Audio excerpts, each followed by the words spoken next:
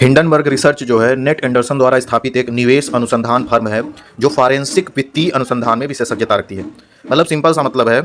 कि जैसे कोई कंपनी है, कंपनी क्या करती है, कंपनी को पैसा चाहिए, पैसे के लिए लोग इन्वेस्टमेंट करेंगे। इन्वेस्टमेंट डोमेस्टिक भी हो सकता है, घरेलू और विदेशी फॉरेन भी इन्वेस्टमेंट हो सकता है। अब जो भी इन्वेस्टर हैं वो कंपनी के कुछ बिंदुओं पर ध्यान देते हैं, जैसे मान लीजिए कि कंपनी की फाइनेंशियल हेल्थ क्या है, प्रॉफिट क्या है, रेटिंग क्या है कंपनी की, कॉर्पोरेट गवर्नेंस कैसा है कंपनी का, अकाउंटिंग से रिलेटेड क्या इन्फॉर्मेशन है। तो इन सब चीज़ों को ध्यान में रख करके कोई भी निवेशक जो है कंपनी में निवेश करने का निर्णय लेता है। तब ये हिंडनबर्ग रिसर्च वाले क्या करते हैं कि ये जो बिंदु थे जिनके आधार पर कोई निवेशक किसी कंपनी में निवेश करने का निर्णय लेता है, इनके बारे में वो जानकारी इकट्ठा करते हैं। और ऐसी जानकारी जो सामान्यतः अवेलेबल नहीं है, वो किसी तरह से जैसे व्हिसल ब्लोअर्स हैं या कोई भी अन्य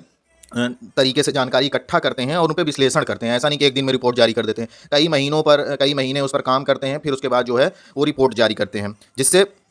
जो भी धोखाधड़ी है जो बिंदुओं पर की गई है, लेखांकन से संबंधित, अकाउंटिंग से संबंधित जो भी गड़बड़ियाँ की गई होती हैं, उन पे जांच करके ये रिपोर्ट अपनी जाहिर करते हैं। तो इससे क्या होता है, अब इससे इसका प्रभाव यह होता है कि जैसे अब काफ़ी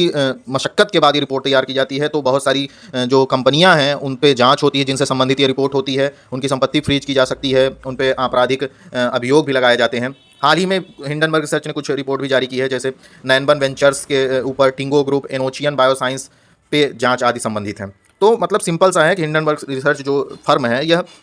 जो भी कंपनी द्वारा फर्जी चीज़ें की जाती हैं निवेश को आकर्षित करने के लिए, उन पे जो है ये अपनी रिपोर्ट प्रकाशित करते हैं।